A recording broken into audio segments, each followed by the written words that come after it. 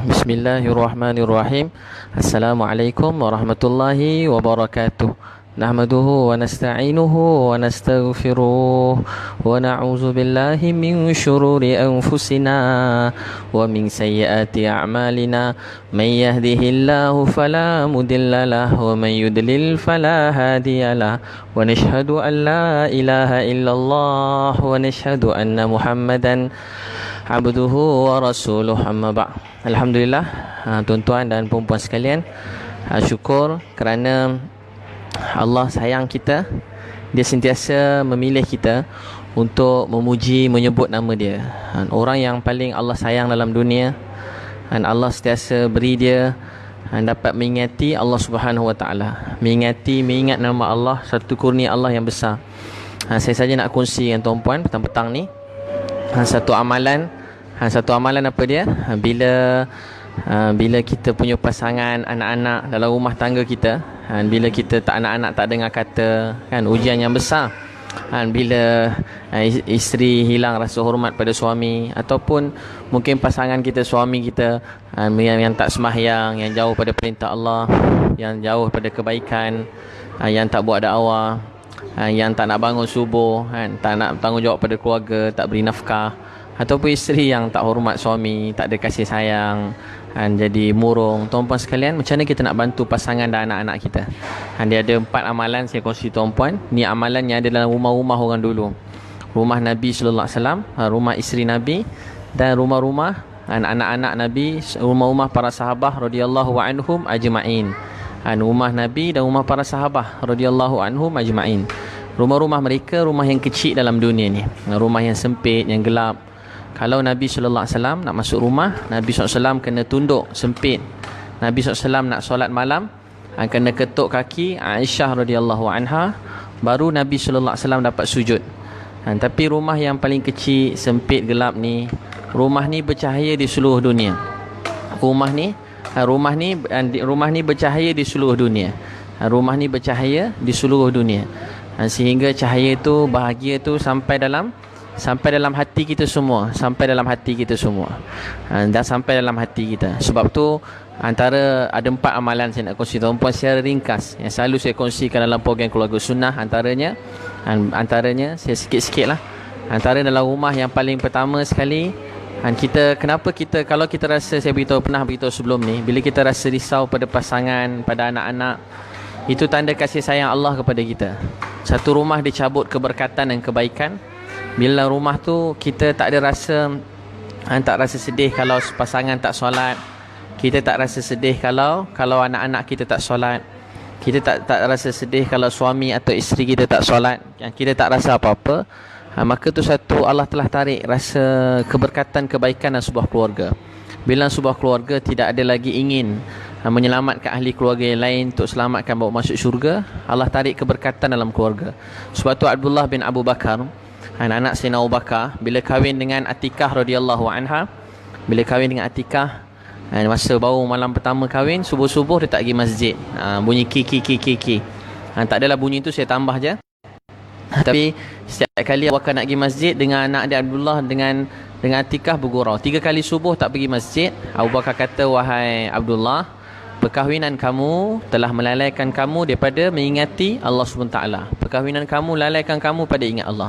Tujuan berkahwin untuk kita masuk syurga. Tujuan berkahwin kita nak bawa pasangan, anak-anak kita masuk syurga. Tujuan berkahwin untuk kita bahagia.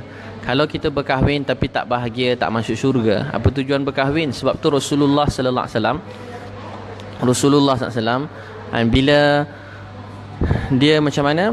Dia mula-mula sekali Nabi sallallahu alaihi wasallam sediakan menantu-menantu dia. Nak pilih menantu ni, dia pilih menantu yang buat dakwah. Disediakan menantu dia buat dakwah. Ini orang kadang-kadang kita terus kahwinkan anak-anak kita, kadang kita minangkan, kita tak kenal pun orang tu. Macam mana kita kahwinkan anak kita dengan orang yang kita tak kenal, langsung, kita kahwinkan, dia tawakal ala Allah. Kita jaga daripada dulu.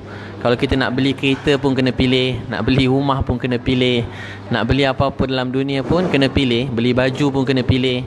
Ambil masa nak pilih, beli tudung pun, perempuan nak pilih tudung pun, kakak isteri kita nak pilih tudung, punya lama. Bayangkan kalau nak beli tudung, beli ni pun kena pilih. Ini kan pula pasangan hidup. Sebab tu Rasulullah SAW dikahwinkan Fatimah radhiyallahu anha dengan Sayyidina Ali radhiyallahu anhu. Daripada Sayyidina Ali umur kecil-kecil buat dakwah dengan Nabi. Dia kenal akhlak Sayyidina Ali radhiyallahu anhu, penuh dengan akhlak, jiwa agama, cinta daripada Allah, semangat perjuangan dia untuk agama. Dia pilih Ali radhiyallahu anhu kahwin dengan anak yang paling disayangi, Fatimah radhiyallahu anha. Nabi SAW kahwinkan Ruqayyah dengan Ummu Kalsum dengan Sayyidina Uthman radhiyallahu anhu. Sebab dia kenal Uthman, sehingga Nabi sayang Uthman ni. Sehingga dia kata kalau bila kahwin Ruqayyah meninggal dunia masa Nabi pergi Badar, Nabi gantikan dengan Ummu Kalsum kahwin dengan Sayyidina Uthman. Nabi SAW kata, Nabi SAW kata bila Nabi SAW kata apa? Nabi SAW bila Sayyidina Uthman radhiyallahu anhu, Sayyidina Uthman radhiyallahu anhu, bila dia lepas Ummu Kalsum meninggal, Nabi SAW kata kalau aku ada anak perempuan lagi, aku kahwinkan dengan Sayyidina Uthman radhiyallahu anhu. Kalau ada anak perempuan lagi, aku kahwinkan dengan Sayyidina Uthman radhiyallahu anhu. Kalau ada anak perempuan lagi, kahwin dengan Sayyidina Uthman radhiyallahu anhu. Sebab tu, tuan-tuan dan puan sekalian, perkara yang pertama sekali, yang kita tujuan berkeluarga ni untuk bahagia.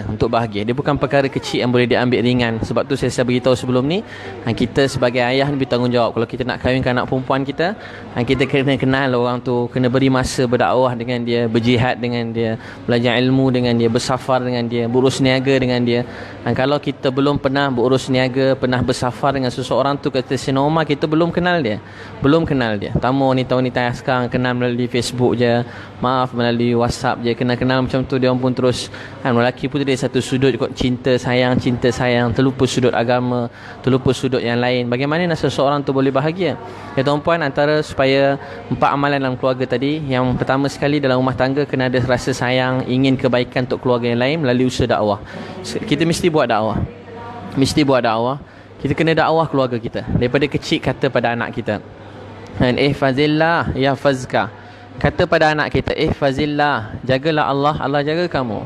Anak-anak memang tabiat dia main, suka, tak kisahlah anak tu hafizah Quran ke, da'iyah, alimah. Tapi daripada kecil, anak-anak tu apa kita ajar? Dia kata apa? Anak-anak daripada kecil, Nabi SAW ajar pada Ibnu Abbas, Nabi kata, ihfazillah yahfazka, jagalah Allah, Allah jaga kamu. Ajar anak-anak kita, jangan takut selain daripada Allah. Buat dakwah, hari-hari buat dakwah, beritahu ke anak kita, tak ada yang boleh beri bahaya melainkan Allah. Berkumpul semua makhluk dalam dunia, Amerika, Rusia, China, Donald Trump, Bush dulu, Obama, Korea, apa semua berkumpul nak beri kita bahaya. Takkan datang bahaya tu melainkan apa yang Allah tentu untuk kita. Satu dunia nak bagi kita mati, Allah nak pelihara kita, satu dunia tak boleh apa-apakan kita. Dalam Quran diceritakan Nabi Ibrahim AS, beritahu ke anak kita yang boleh pelihara kita Allah. Nabi Ibrahim AS, apa jadi pada Nabi Ibrahim? Satu dunia nak musnahkan dia, raja pun nak bunuh dia, bapak dia pun nak bunuh dia, tak ada orang nak tolong dia. Tapi Allah perintahkan api yang besar, telah jadi sejuk dan sejahtera buat Nabi Ibrahim AS. Qulna ya na rukuni bardan wa salaman ala Ibrahim. Dia kata apa? Qulna ya na rukuni bardan wa salaman ala Ibrahim. Allah perintah sejuk dan sejahtera lah api buat Nabi Ibrahim AS. Sejuk dan sejahtera lah api buat Nabi Ibrahim AS. Kata Nabi SAW dalam satu hadis, kisah ni bukan untuk Nabi Ibrahim je, tapi sampai kiamat. Seluruh dunia ni tak boleh beri bahaya, tak boleh beri sakit, tak boleh beri mudarat, tak boleh beri apa-apa pada kita, melainkan apa yang ditakdirkan dan apa yang ditentukan oleh Allah SWT. Apa yang Allah tentukan, takdirkan untuk kita, tu saja yang terjadi. Lain daripada tu semua tak akan terjadi. Itu pertama, buat dakwah. Dakwah anak kita. Kita kadang-kadang anak balik pada universiti, balik pada kolej, balik yang besar-besar, asrama, balik rumah dia tidur je. Ayah pergi pujuk dia, beritahu kat anak kita. Mak pergi pujuk dia, beritahu nak, ayah, mak sayang kat kau. Mungkin umur ayah tak panjang, tak sempat tengok kau jadi engineer, jadi accountant, jadi businessman. Tapi ayah nak supaya kalau ayah meninggal malam ni, ayah bahagia kalau tengok engkau ikut ayah sama-sama sembahyang subuh berjemaah esok kat masjid. Ayah rasa bahagia kalau sebelum subuh engkau bangun tahajud, doakan keluarga. Macam tu dakwah ke anak kita. Kalau anak kita hafiz Quran, beritahu nak, kalau seorang hafiz Quran tidur, dia belajar madrasah contohnya, seorang hafiz Quran tidur, dalam hadis kata dalam hati dia ada kasturi. Dia akan menjadi manusia yang baik. Tapi kalau dia bangun tahajud, apa jadi? Dia akan, kasturi itu akan merebak merebak dalam sebuah rumah. Dalam satu rumah tu dapat kesan daripada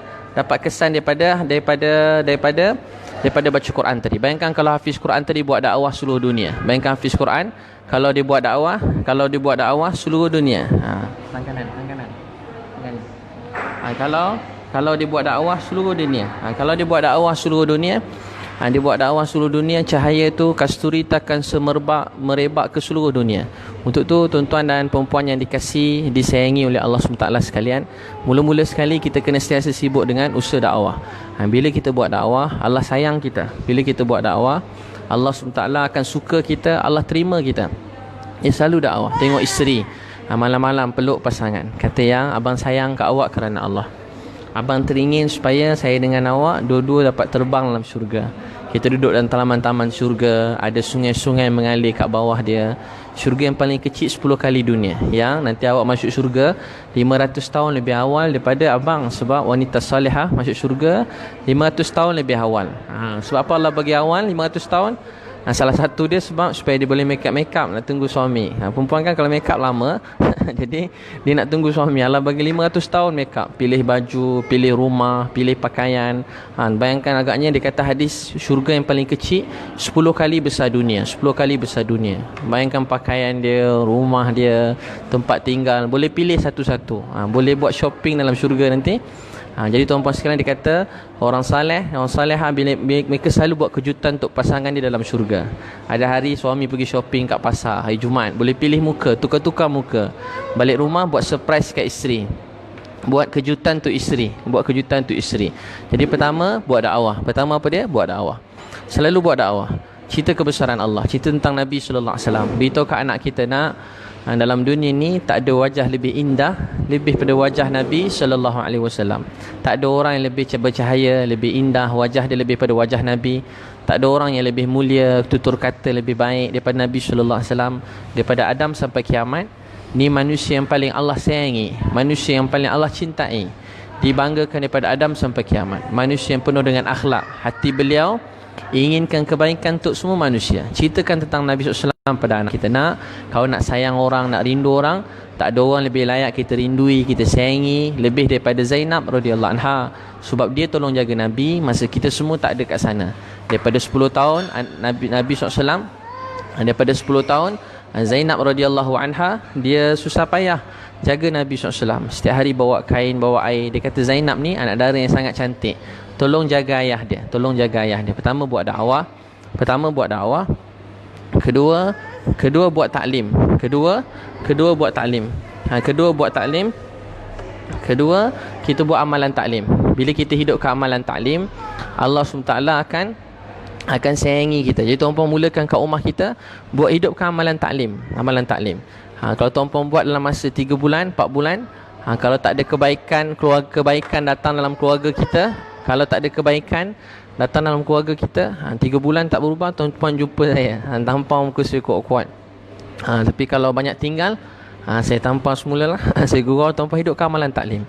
Dia kata rumah yang mana bezakan rumah orang Islam dengan rumah orang bukan Islam ialah bacaan Quran dan hadis Nabi sallallahu alaihi wasallam. Yang bezakan rumah orang Islam dengan rumah orang bukan Islam ialah ada amalan taklim. Tuan-tuan hidup ke amalan taklim. Beli buku, contoh Muntakhab Hadis. Mula cek Quran, cek Fatihah. Contoh yang abang nak baca Fatihah ini, kalau ada salah, awak betulkan. Tapi kalau banyak sangat salah, betulkan sikit-sikit. Nampak tak langat juga, kena tegur teruk sangat, kita tegur 1-2 dulu. Baca Fatihah, biar isteri dengar, isteri cek, dengar isteri baca. Kita kahwin bertahun-tahun, tapi kadang-kadang Fatihah pasangan kita tak pernah dengar. Tak pernah dengar isteri kita baca Qul Huwallah. Anak hantar jauh-jauh belajar, tapi tak pernah dengar anak kita baca Quran. Suruh dia baca Quran, baca Fatihah, cukup hari ni. Esok baca surah lain. Kalau Fatihah banyak salah, baca Fatihah lagi. Esok hafal surah lain, Qul Huwallah pula, Qul A'udzu Bifalaq, baca hadis Nabi SAW. Tuan-tuan buat amalan ni, banyak kesan dia. Saya baru ni ada satu orang, abang kita tu, dia datang masa keluarga dia datang dulu, rambut lain macam, janggut pun pintal 2, ganas. Dia pakai seluar pendek je, datang daftar anak dekat program Pro Kids, cuti sekolah, camp 3 hari 2 malam. Saya ingat lagi, dia datang pakai seluar 3 suku je, janggut panjang sampai ke sini, ingkat 2. Datang keluarga sunnah, Masya Allah, janggut dia dah tengok muka pun penuh nur. Dia bawa isteri dia. Isteri dia pun penuh dengan, macam kalau tuan-puan tengok macam ustazah. Dia bawa adik-beradik dia semua buat dakwah. Semua keluarga dia berubah. Kalau tak sebelum ni, kat KL ni dia lah antara yang paling ganas sekali. Paling ganas sekali, tuan-puan tengok pun tahu dah. Bawa motor besar, jalan yang macam. Tapi lepas dapat agama, dapat fikir agama, dia bawa keluarga dia semua berubah. Dia kumpul keluarga, beri semangat agama. Ayah dia baru meninggal. Sebelum meninggal, ayah dia pun dia dapat bawa belajar program iman amal dekat masjid. 3 hari kat masjid. Sekarang dia tengah berdakwah lebih kat 40 hari sebulan lebih. Sekarang dekat belah utara sedang berdakwah. Orang yang sangat baik, Masya Allah, orang yang sangat baik. Sebelum ni kalau tuan kehidupan macam-macam, mungkin macam-macam, jaga kelab seluruh KL ni, kelab-kelab macam-macam. Tapi hari ni dia bawa kawan-kawan dia berjuang di jalan Allah SWT. Bukan seorang, dia pergi berdakwah ni, geng-geng yang tak pernah semayang, maaf, dengan arak, pelbagai wanita, yang isteri pun semua sakit jiwa dah jadi isteri orang macam ni. Tapi Masya Allah, dia bawa kawan-kawan dia seramai mungkin, geng-geng motor-motor ni, beratus-ratus keluar jalan Allah SWT. Beratus-ratus, bukan seorang dua, beratus-ratus. Kita nampak orang tu biasa, kita tak suka tengok dia. Tapi di sebalik dia ada isteri yang dahagakan supaya suami dia berubah. Di sebalik dia ada anak-anak yang dahagakan bapak dia berubah. Tu tuan-puan, rasa sayang pada orang lain. Jangan benci mana-mana orang dalam dunia. Jangan pandang rendah pada mana-mana orang. Kesihanilah semua dalam dunia. Seperti kita dulu, ada orang sayang kita, ada orang doa kita, ada orang menangis untuk kita. Sekarang giliran kita untuk sayang, menangis, doakan orang lain dalam umat ni. Doakan orang lain pula. Ada dulu mak saya sebelum meninggal kata Ibi, kalau Ibi tak balik tengok mak, kalau Ibi balik, kalau Ibi tak balik, ramai adik-beradik balik tolong jaga mak. Tapi kalau Ibi balik, mak saya tanya siapa nak peduli kat air mata darah Nabi SAW. Teruskan perjalanan dakwah. Teruskan usus dakwah yang telah diaturkan. Ajak seramai orang masuk Islam. Itulah keinginan Nabi kita. Macam mana kita pertahankan pun nyawa kita, satu masa kita semua akan mati. Betapa kita pertahankan pun dunia kita, kalau Allah nak ambil hilang, tetap hilang. Betapa kita nak sesuatu pun dalam dunia, kalau Allah tak beri, tetap kita tak dapat. Tapi yang penting bagaimana kita bawa kembali kepada Allah dalam keadaan kita telah buat baik dalam dunia. Kita buat dakwah. Tu tuan-puan, hidupkan amalan taklim. Kemudian baca hadis Nabi SAW ulang 3 kali. Pakai dengan adab. Cari satu tempat, contoh 9.30 sampai pukul 10 saya buat kat rumah saya.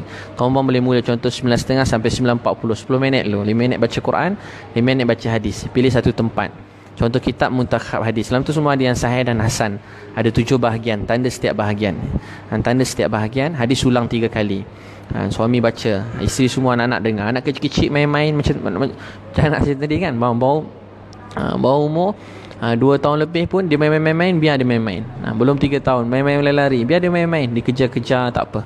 Dia berlari biar. Sebab dalam rumah kita, bila kita berada majlis ilmu, Quran, hadis, rumah kita dipenuhi malaikat. Anak-anak dapat sifat sami'na wa ata'na. Syaitan akan lari bertempiaran. Rahmat Allah SWT akan turun. Ni amalan taklim. Ada seorang kawan saya cerita kan, dekat US, dia dah buat lama dah.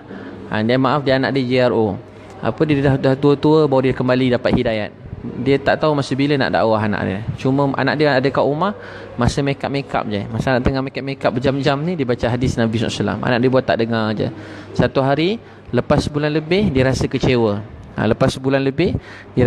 Anak dia tak berubah pun, tak ada faedah pun. Dia pun merajuk dalam bilik, dia nangis. Ya Allah, tolonglah saya. Saya tak tahu apa nak buat dekat anak saya. Ya Allah, berilah hidayat kat dia. Ya Allah, tolonglah saya. Berilah hidayat kat dia. Apa jadi?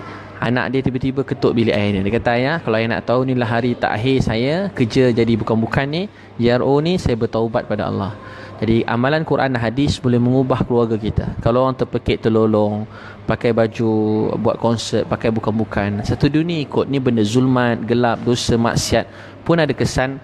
Takkanlah Quran dan hadis Nabi SAW, takkan tak ada kesan. Quran, hadis Nabi SAW, takkan tak ada kesan. Pasti lebih besar kesan dia. Dia tuan-puan, mula ke amalan taklim kat rumah. Amalan taklim, beli kitab Muntakhab Hadis. Ada 7 bahagian. Buku dia cover warna hitam tu. Terjemahan oleh Ustaz Hamid dengan Ustaz Razif, tulis kat situ. Tuan-puan beli buku tu, cari, baca kat rumah. Saya beritahu buku tu sebab apa? Sebab buku tu lebih mudah, dia telah disusun dengan cantik untuk semua orang. Orang awam pun boleh baca. Mungkin hukum hakam kita kena rujuk dengan ulama. Dalam tu semua mengenai kepentingan agama, supaya kita dengar tu rasa penting. Ada 7 bahagian. Pentingnya iman, pentingnya solat, pentingnya ilmu, pentingnya zikir, pentingnya akhlak, pentingnya ikhlas, pentingnya dakwah, pentingnya meninggalkan percakapan yang sia-sia. Ramai orang-orang baik-baik dalam dunia, tapi selalu kadang-kadang bercakap yang sia-sia, selalu bercakap menyakitkan hati orang lain. Nabi kata menyakiti hati Muslim yang lain, dosa dia seperti meruntuhkan Kaabah, seperti meruntuhkan Kaabah. Cakap menyakitkan hati orang. Tuan-tuan sekalian, kita berusaha itu amalan taklim dalam rumah. Saya pernah ceritakan satu orang haji, dia sedih tengok anak dia. Anak baik-baik baik, seorang degil. Dia pukul bapak dia sampai kaki lumpuh. Dia jumpa saya, kursi roda dengan isteri, nangis. Dia kata saya dah doa, saya dah buat amalan lain. Saya kata haji cuba buat taklim kat rumah. Dia buat tengah baca Quran hadis kat rumah. Anak tadi tak apa nak dengar. Satu hari anak tadi datang, pergi dekat dia, cium kaki ayah dia. Pergi cium kaki ayah dia. Anak dia cium kaki ayah dia. Dia nangis dan minta maaf. Dia nangis dan dia minta maaf. Minta maaf kat ayah dia. Bila hidayat datang dalam hati kita, seseorang tu semakin menghargai mak dan ayah dia. Bila cahaya datang dalam hati seseorang itu, semakin menghargai isteri dia. Bila cahaya datang dalam hati kita, kita semakin menghargai suami kita. Bila cahaya datang dalam hati kita, kita semakin menghargai anak-anak kita. Bila cahaya datang dalam hati kita, kita menghargai nyawa-nyawa orang Islam yang terbunuh di Palestin, di Syria. Bila cahaya datang dalam hati kita, kita menghargai orang sekitar kita yang miskin, kelaparan, susah. Kita kesian tengok orang miskin, kita kesian tengok orang dizalimi, kelaparan, susah, tak ada duit. Kita sayang mereka, kita nak bantu mereka. Dan bila cahaya datang dalam hati kita, kita ingin supaya orang bukan Islam pun datang pada Islam. Kita nak seluruh manusia dalam dunia, maaf, orang bukan Cina, India, orang asli, seluruh Malaysia, seluruh Sabah, Sarawak, seluruh dunia, Singapura, Thailand, mana-mana kita nak semua datang pada Islam. Jalan tuan-puan, jalan pergi London, tengok orang kat London nangis. Tengok orang pergi Paris, tengok orang Paris nangis. Tuan-puan pergi Korea, tengok orang Korea nangis. Jangan berjalan je. Kita ambil nikmat ciptaan alam yang Allah beri. Ada hiburan-hiburan untuk anak-anak yang dibenarkan, dalam keadaan terkawal, kita jauhi dosa dan perkara yang haram. Tapi dalam masa yang sama kita fikir, tengok orang yang Allah beri hidayat dekat dia. Ya Allah beri hidayat dekat dia. Ya Allah beri hidayat kat dia. Pergi mana-mana doa, ya Allah beri hidayat kat dia. Saya baru ni anak nak tengok cerita Ultraman, nak tengok Ultraman. Saya bawa juga pergi Genting tu. Tuan-tuan mungkin ada sampai sana, segala puji bagi Allah, sejumpa ramai yang ada minta nasihat kat saya. Kat sana dapat beri nasihat. Niat tu tapi saya, ya Allah jadikanlah sebab hidayat. Ya Allah berilah sebab hidayat. Pergi sana saya niat, ya Allah beri dakwah, beri hidayat dekat dia. Jumpa guard jaga hotel tu, kita dakwah dia. Orang jaga joki parking tu, kita dakwah dia. Orang dekat tempat makan, kita dakwah dia. Beritahu dia, paling tidak kita senyum kat dia. Kita jumpa semua orang tanya surau. Sebenarnya kita dah nampak dah surau tu, signboard dia dekat atas tu, dekat hotel sebelah tu nampak ada surau kat bawah. Tapi saja tanya, bang surau kat mana? Dia kata kat tepi tu. Abang dah semayang, jom semayang jemaah sekali. Sambil lalu kita cakap, dia pun terfikir. Ada satu abang tu, saya cakap macam tu kat dia. Dia kata kalau ustaz nak tahu, saya dah lama tak semayang, dah lama tak ada orang ingatkan semayang. Mak ayah saya dah mati, saya keluarga pun dah tak ada, tak pernah orang tanya saya semayang. Ni kali pertama orang tanya saya semayang. Biasa cuma tanya saya surau. Saya ingat saya cuma pekerja. Dia dah terlupa dia hamba Allah. Dia ingat dia kerja kat Genting tu, dia tak mati, tak jumpa Allah. Dia akan jumpa Allah, dia akan ditanya oleh Allah. Jadi kita dakwah dia, mana-mana kita pergi dalam dunia, kita niat dakwah, semua akan jadi baik. Semua akan jadi baik. Tuan-puan sekalian, hidupkan amalan taklim dalam rumah. Siapa tuan-puan angkat tangan, siapa nak buat amalan taklim kat rumah? Setiap hari buat. Kalau tuan-puan buat, rahmat akan mencurah-curah. Bila kita buat amalan taklim, dosa dan maksiat akan dihalang. Dikata akan menghapuskan 100 majlis lalai. Perkara yang lalai yang patut berlaku dalam rumah hilang. Ada majlis ilmu dalam rumah, dia lebih baik daripada sembahyang sunat 1000 rakaat. Majlis taklim lebih baik daripada sembahyang sunat 1000 rakaat. Lebih baik daripada walaupun pahala dia besar menghantar jenazah, menziarahi orang sakit, tapi majlis ilmu ni pahala lebih baik daripada menziarahi 1000 orang sakit, daripada menghantar 1000 jenazah ke kuburan. Hantar satu jenazah ke kuburan, pahala dapat 1 kintar. Nabi SAW kata 1 kintar. Lebih besar daripada gunung, pahala lebih besar daripada gunung. Tapi tuan-tuan sekalian, kita buat amalan taklim dalam rumah. Baca, anak-anak main-main tak apa. Buat hari-hari. Kalau dalam perjalanan, buat dalam kereta. Ada kawan saya pilot pramugari, buat dalam, isteri dah berhenti, suami pilot, pergi outstation jauh, call isteri. Buat taklim dalam phone. Buat taklim dalam phone. Itu orang mulakan. Ketiga, tadi pertama dakwah. Kedua ni amalan saya sebut bukan saya reka-reka bawa karang-karang, tak. Amalan ni daripada kecil saya belajar, dan daripada Syekh Yusuf Al-Khandahlawi, daripada Syekh Ilyas rahmatullah alaih. Mereka ceritakan inilah amal Masjid Nabawi zaman Nabi SAW, dan inilah amal yang Nabi SAW buat di dalam setiap rumah. Surah yang mula-mula turun Iqra, taklim, ilmu. Mula-mula paling utama ilmu, mesti ada dalam rumah setiap orang Islam. Surah yang kedua turun Ya Ayyuhal Mudassir, suruh buat dakwah. Islam tak pentingkan diri sendiri. Allah kata apa, ku anfusikum wa ahlikum nara, selamatkan diri kamu dan ahli keluarga kamu daripada orang beriman bertakwa, selamatkan diri kamu dan keluarga kamu daripada api neraka. Allah perintah yang masuk syurga seorang-seorang, suruh buat dakwah. Kum fa'anzir, wahai orang berselimut, kum fa'anzir wa rabbaka fakabbir. Nabi balik dalam keadaan berselimut, menggeletar, takut tengok keadaan manusia ni, tanggungjawab yang besar. Nabi kata bangun, kum fa'anzir, bangun beri peringatan, wa rabbaka fakabbir. Senangnya buat dakwah ni pada anak-anak, bukan tegur dia yang risau, macam mana nak marah dia, macam mana nak sakitkan jiwa anak ni, macam mana nak bagi dia sentap. Tak perlu nak bagi orang sakit jiwa, tak perlu nak bagi orang sentap, tak perlu nak bagi orang sakit. Tak, cerita tentang Allah. Bila nur kebesaran Allah masuklah hati, bila orang rasa Allah besar, orang malu nak buat dosa. Bila orang rasa Allah besar, orang akan tinggalkan kerja dia bila azan dilaungkan. Bila orang dengar, bila sebut Allah besar, orang akan takut nak cakap yang haram. Bila cakap Allah besar, bila kerja ada orang suruh bagi rasuah, kalau tak bagi kalau tak ambil rasuah ni atau beri rasuah ni, tak dapat projek. Tak, Allah bagi rezeki, mati pun tak apa. Kalau kena buang kerja pun tak apa. So yang pelihara saya dulu, hari ini selamanya, dulu kini selama, yang jaga saya bukan raja saya, bukan PM saya, bukan menteri besar, bukan mana-mana ketua pejabat saya, tak. Kita berterima kasih mereka atas kebaikannya. Kalau mereka ada buat kebaikan dia kita terima kasih. Tapi siapa yang beri kita semua nikmat daripada dulu sampai sekarang? Tuhan kita, Allah SWT. Dia Tuhan kita yang jaga kita. Kita dalam dunia ni tak perlu siapa-siapa, kita cuma perlu Allah. Bila kita ada Allah, kita dapat segala-galanya. Dalam hadis, siapa dapat kasih sayang Allah, dapat Allah, dia dapat segala-galanya. Siapa hilang kasih sayang Allah, hilang kasih sayang Allah, dia hilang segala-galanya. Dapat Allah, dapat semua. Ini yang dibuat oleh para sahabat. Sebab tu anak-anak mereka dihantar ke mana-mana dalam dunia. Anak-anak dia sibuk buat dakwah. Anak-anak dia pergi mana-mana dalam dunia, anak-anak mereka sibuk buat dakwah. Pergi seluruh dunia, anak dia buat dakwah. Pergi mana-mana buat dakwah. Tak terkesan. Cucu Sayyidina Umar, Salim bin Abdullah, satu masa raja besar panggil dia tengah tawaf, panggil. Kalau kita macam mana raja dulu lagi hebat pada raja sekarang. Raja dulu lagi banyak emas, banyak harta. Sekarang tak banyak lah. Sekarang banyak utang kan, dengan pilihan raya. Tapi dulu tak. Dulu memang emas je. Emas ni macam apa dekat dulu-dulu, setengah dunia bawa orang Islam. Tapi bila dipanggil Salim buat dulu pula, kalau degil tu bunuh je, garang raja-raja dulu. Salim terus tawaf. Raja panggil dia. Raja pergi kat luar, marah dia, panggil supaya lepas habis tawaf, tanya, kenapa kamu aku panggil buat tak peduli? Dia kata, tuanku, saya tengah tawaf, saya tengah berurusan dengan Allah, saya malu untuk pedulikan yang lain selain daripada dia. Ni cucu siapa? Sayyidina Umar radhiyallahu anhu, cucu Sayyidina Umar, Salim bin Abdullah ibnu Umar. Baiklah, tak apalah, dah lepas aku maafkan. Sekarang aku nak beritahu, kamu nak duit banyak mana, beritahu pada aku akan tolong kamu. Banyak mana pun kamu nak duit, aku bagi pada kamu. Dia kata, berapa banyak tuan boleh bagi? Apa tuan nak bagi dunia ke akhirat? Dia kata, dunia lah. Kalau dunia tak perlu, sebab seluruh urusan dunia saya Allah dah penuhkan. Yang saya risau cuma akhirat. Kalau tuanku boleh, tuan raja boleh bagi untuk akhirat saya, bawa jumpa sampai saya balik semula. Raja pun geram juga dia cakap macam tu.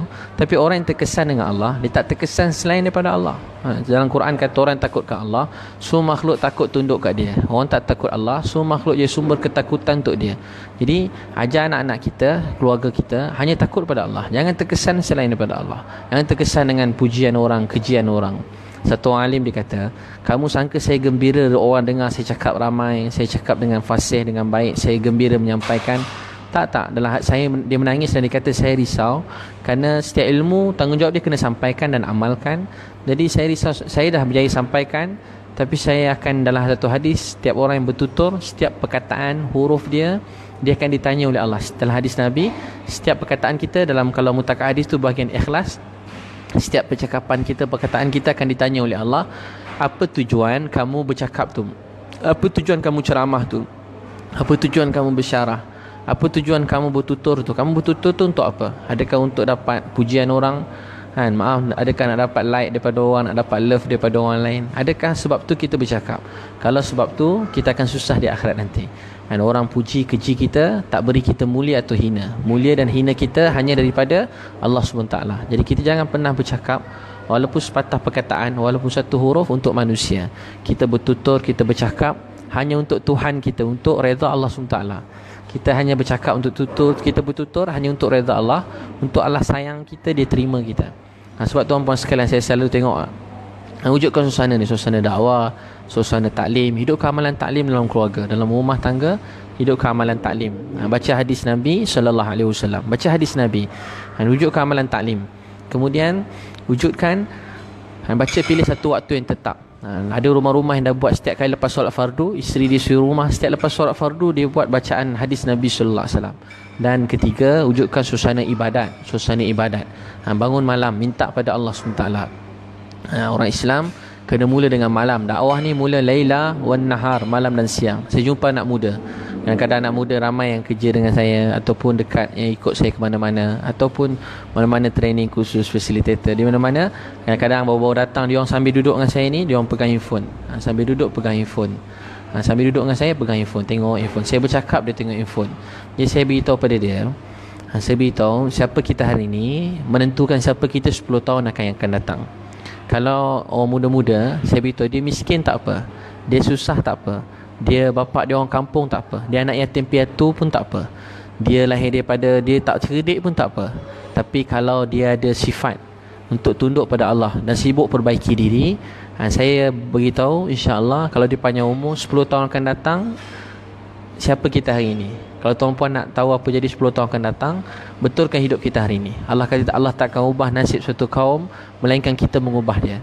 Jadi kita bila tengah belajar dan menjadi ilmu, saya kata jangan pegang phone, jangan 24 jam pegang phone. Anak-anak sekarang kan sambil kerja 24 jam tengok phone, 24 jam pegang phone. Anak-anak, orang tua pun sama juga. Dengan anak-anak datang kita pun tengok phone. Kita suruh nanti tiba-tiba sikit bapak sibuk, isteri datang kita buka phone. Saya beritahu tuan-puan, apa yang kita buat hari ini akan beri kesan 10 tahun akan datang. Untuk tu ubah hidup kita.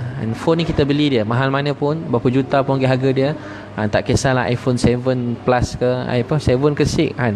Tak kisahlah Samsung Note 7 ke apa semua. Mana pun kita beli, dia tetap duit yang boleh dicari. Tapi anak kita bukan macam phone. Ada 10 phone kita boleh buang. Ramai orang bila anak dia sakit, dia kata doktor, satu dunia sanggup saya tukar. Bukan cerita drama, manusia sanggup. Saya dah jumpa dah, ada orang kena operation, dia merayu jumpa semua, dia nangis-nangis, dia cium kaki, minta duit untuk supaya anak dia dapat duit operation. Tuan-tuan sekalian, kita sanggup tukar satu dunia demi anak-anak kita. Sekarang anak-anak Allah beri sihat, baik, tanya soalan, kita halau dia ke tepi. Isteri kita berbual kita halau dia ke tepi. Dulu nangis-nangis nak kahwin, tak sabar-sabar nak kahwin. Siang malam doa nak kahwin. Allah bagi kahwin, lupakan nikmat perkahwinan. Dulu hari-hari nangis nak kerja. Ya Allah tolong tak ada kerja. Ya Allah tolong tak ada kerja, susah. Tiba-tiba dapat kerja, 24 jam kita tengok phone, tak hargai kerja. Habiskan, kita lalai. Hidup kita separuh nyawa kita dalam phone. Separuh roh kita sekarang dalam phone. Habis hidup kita atas phone. Tuan-puan sekalian, selalu ulang-ulang, tiada yang boleh bagi mulia dan hina melainkan Allah. Pujian orang, kata daripada orang tak beri kesan pada saya. Apa yang kita dapat, apa yang Allah tentukan untuk kita.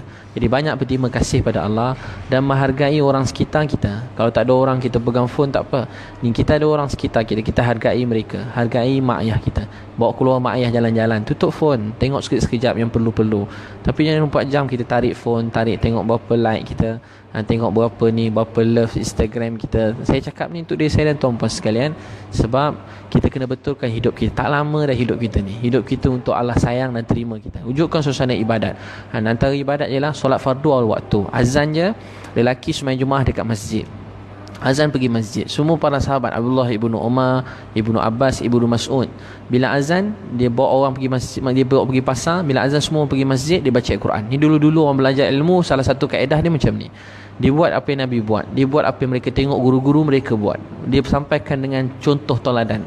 Azan semua pergi masjid, terus dia baca Al-Quran.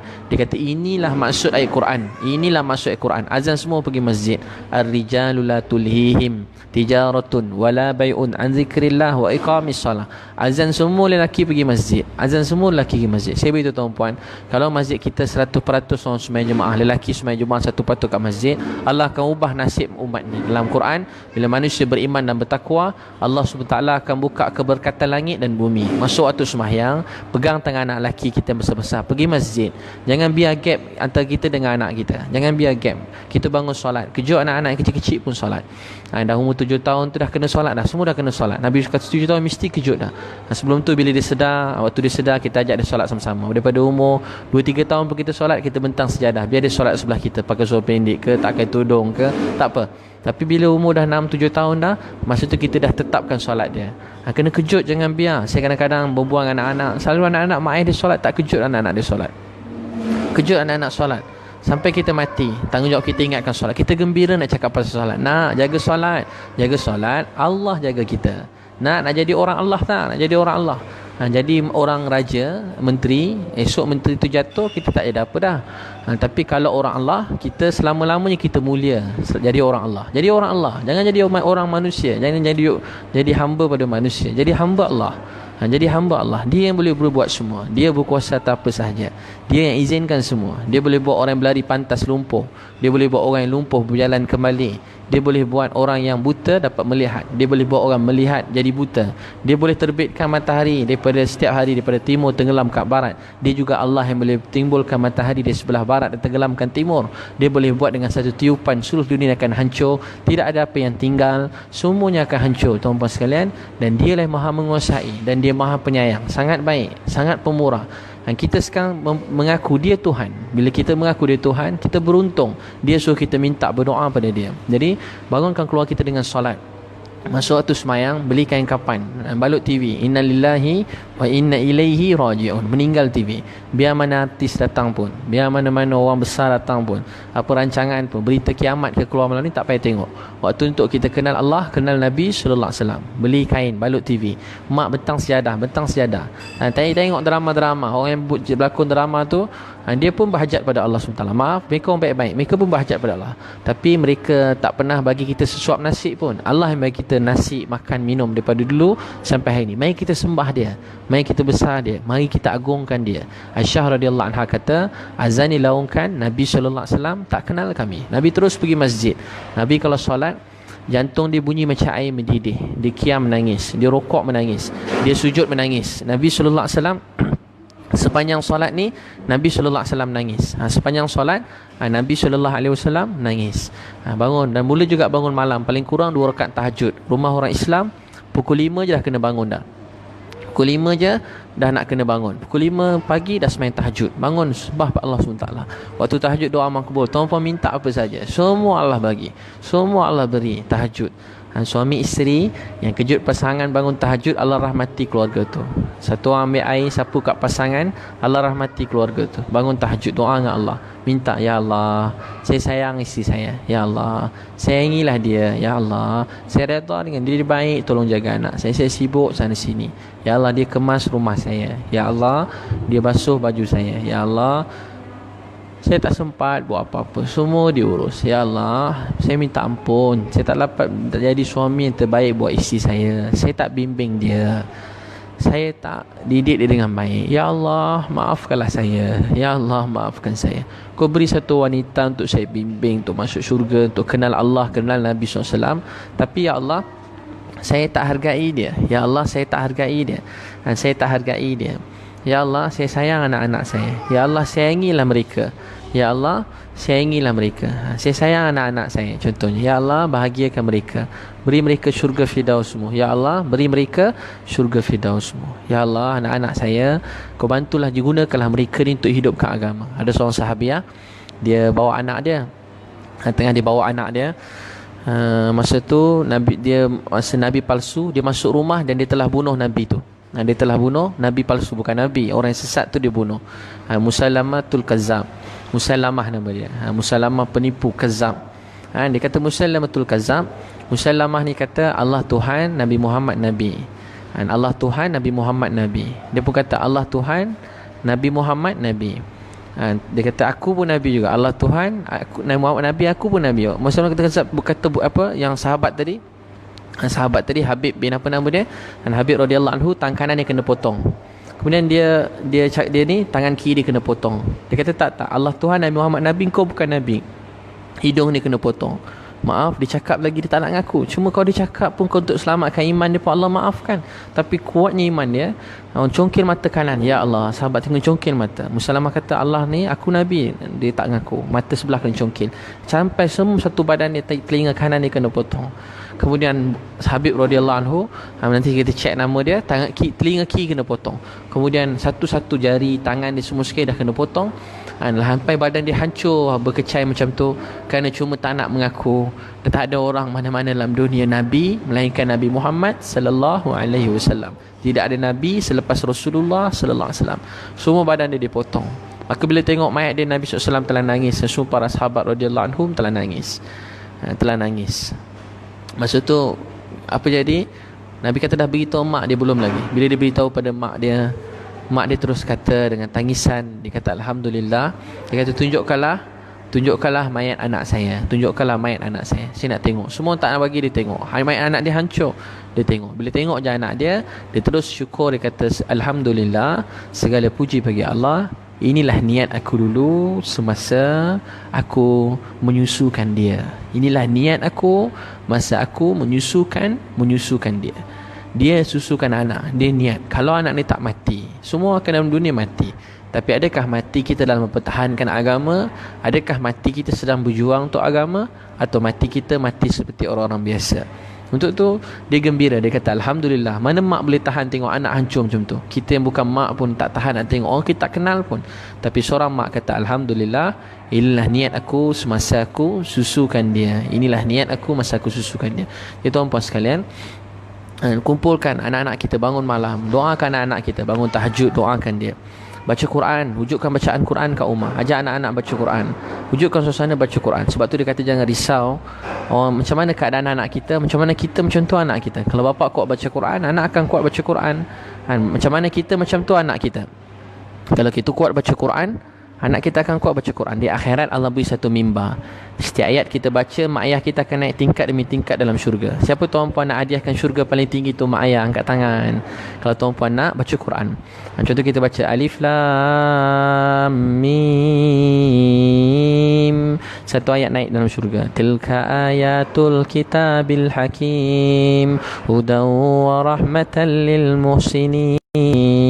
الذين يقيمون الصلاة ويؤتون الزكاة وهم بالآخرة هم يوقنون أولئك على هدى من ربهم وأولئك هم المفلحون ومن الناس من يشتري لهو الحديث ليضل عن سبيل الله بغير علم ويتخذها هزوا ulaika lahum azabun muhin.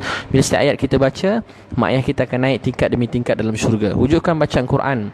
Wujudkan juga zikir 300 pagi, 300 petang. Baca subhanallah, alhamdulillah, wala ilaha illallah, wallahu akbar 100 kali.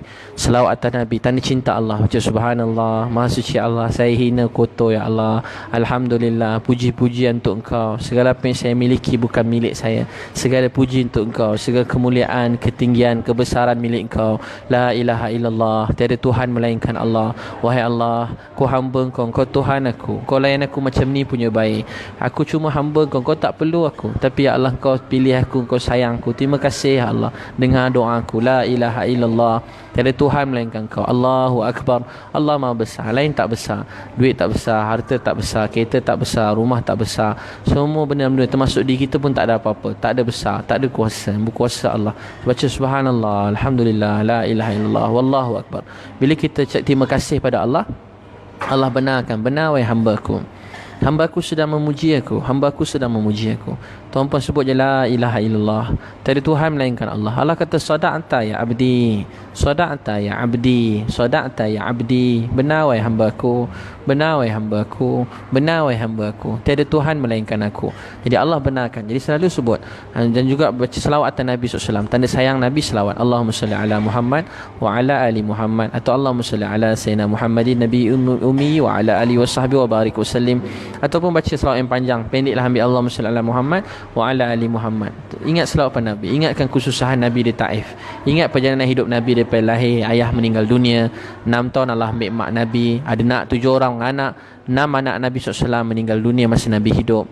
Ingat Zainab ditombak, jatuh daripada unta demi darah-darah yang terpercik, anak yang keguguran. Sebab tu kita dapat agama. Ruqayyah Ummul Kalsum diceraikan depan ramai orang. Ruqayyah Ummul Kalsum diceraikan oleh anak Abu Lahab, Utaibah, pulangkan dengan hina. Kita besar anak kita dengan kebaikan, kasih sayang. Sekarang orang pulangkan anak kita dengan penuh penghinaan. Ingat pengorbanan Nabi sallallahu alaihi wasallam. Dia korbankan anak-anak beliau demi kita. Last kali semua anak banyak dah meninggal dunia, dapat seorang anak nama Ibrahim, 60-61 tahun, anak lelaki. Dah penat buat dakwah, dapat seorang anak lelaki. Anak ni pun Allah ambil, meninggal dunia. Nabi nangis. Para sahabat radhiyallahu anhum ajma'in turut nangis. Bayangkan 7 orang anak, 6 meninggal dunia. dunia. Nabi SAW wafat. 6 anak Nabi SAW, dan last sekali 6 bulan lepas tu Fatimah meninggal dunia. 7 anak Nabi SAW meninggal dengan usia muda dan cepat. Jadi tuan-tuan sekalian, kita wujudkan amalan ni. Wujudkan amalan dakwah, taklim, ibadat dalam rumah, zikir. Jadi zikir. Kita ingat selawat atas Nabi sampai menitik air mata. Bayangkan pengorbanan Nabi SAW. Kemudian tanda sayang diri kita, kita istighfar, mohon ampun. Bila kita istighfar, dalam Bukhari, Allah beri rezeki daripada punca tak disangka-sangka. Maaf, Allah beri jalan keluar bagi segala musibah, dan rezeki daripada punca tak disangka-sangka. Istighfar. Kemudian keempat, wujudkan amalan hikmat. Saya ringkaskan adalah hikmat ni, tuan-puan banyak belajar hikmat untuk keluarga.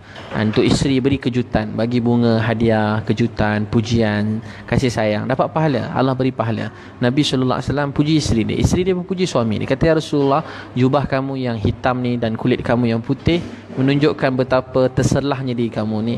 Dan Aisyah radhiyallahu anha puji Nabi SAW. Nabi SAW juga selalu puji, ya Humairah, isteri aku yang cantik, yang kemerah-merahan. Nabi SAW puji Khadijah radhiyallahu anha walaupun beliau telah meninggal dunia. Nabi kata, jangan pernah bandingkan diri kamu dengan Khadijah. Dia wanita yang terima aku masa tak ada siapa-siapa terima aku. Dia korbankan harta aku masa tak ada orang korbankan harta untuk aku. Kita semua terhutang budi dengan Khadijah sebab dia jaga Nabi kita masa kita semua tak ada kat sana. Itulah perjuangan yang sebenar-benarnya. Saya termasuk yang bercakap bukan main ni, saya pun tak ada kat sana. Tuan-puan pun semua tak ada kat sana. Jadi kita semua terhutang budi dengan Khadijah radhiyallahu anha. Kita terhutang budi dengan Khadijah radhiyallahu anha. Kemudian tuan-puan sekalian, banyak hikmat, beri hadiah pada keluarga, berkasih sayang, cium pasangan sebelum masuk keluar rumah, mandi sama-sama dapat pahala. Nabi buat ikut sunnah dapat pahala. Suap makanan dalam mulut isteri, makan satu dulang, suap makanan. Dengan anak-anak hikmat, berbual dengan anak-anak, beri masa berbual dengan isteri, suka mendengar. Nabi SAW orang yang suka mendengar pasangan dia bercakap. Berbual bersama pasangan, dengar dia bercerita. Mendengar orang bercerita ni juga satu sunnah Nabi SAW. Hadis surah Abu Daud, Nabi kalau orang bercerita, bercakap, kecuali benda yang mengumpat dan mengata orang lain, selain daripada tu Nabi SAW akan dengar yang baik-baik. Nabi akan dengar, dan Nabi tak akan potong dia bercakap sehingga untuk habis bercakap. Dengar pasangan kita, dengar isteri, suami kita bercerita, dengar, berbual, fahami dia, bertenang, berdengar dalam keadaan tenang. Kita nak seorang tenang, kita tak tenang, tenang tu tak akan datang. Jadi bawa ketenangan. Orang tenang kat mana-mana pun, insya-Allah dia bawa tenang dan bahagia. Banyak beri hikmat dengan anak hikmat. Saya tutup dengan satu kisah. Ada seorang lelaki kat Indonesia, saya pernah cerita, saat dia ada 1,000 madrasah. Ada madrasah yang besar, 1,000 pelajar.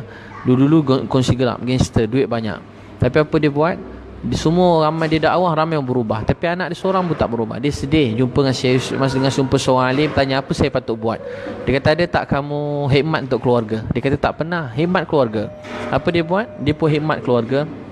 Dia basuh baju. Tak pernah, dia ramai pekerja, dia basuh baju. Sambil tu dia doa, ya Allah beri hidayah untuk anak saya.